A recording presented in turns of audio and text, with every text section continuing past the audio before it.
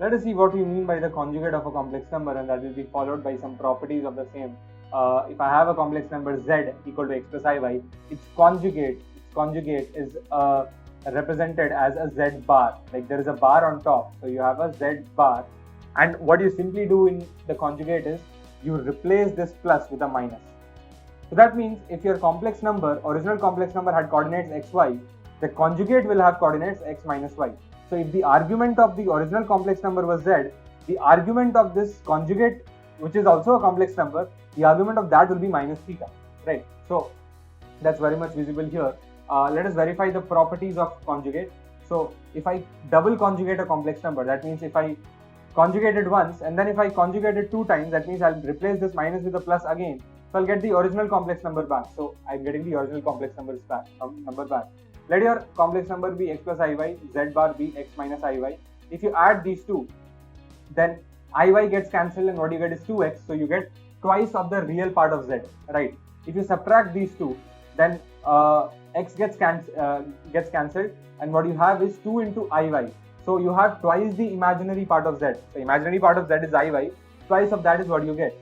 Z equal to z bar. If your z is equal to z bar, that means if your x plus iy is equal to x minus iy, that simply means that your 2iy is 0. That means your y is 0. That means the number does not have an imaginary part, right? Z equal to x plus iy, then I is 0. That means the number does not have imaginary part. The complex number is purely real. Likewise, if your z plus z bar equal to 0, you can verify that yourself, that your z will be purely imaginary, right?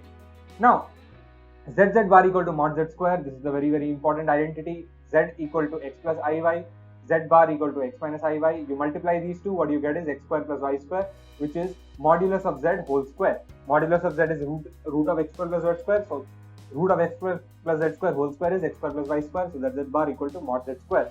Likewise, if I have two complex numbers, if I add them, I'll get a new complex number. If I take the conjugate of that is equivalent to taking the conjugates separately and adding them. Likewise, the same thing goes for subtraction. If I have two complex numbers, I subtract and then take the conjugate, I get a complex number. I can get that complex number even by individually taking the conjugates and subtracting. Z1 into Z2 bar equal to Z1 bar into Z2 bar. You can verify you have your complex number x plus iy, x1 plus iy1, right? Z2 equal to x1, x2 plus iy2. Take the conjugates, multiply and take the final conjugate. You will realize that they're both the same, and the same thing goes for division, right? These were the properties, very, very easy to remember, and in case you forget, it's very, very easy to verify them as well. Let's move on to the next subtopic.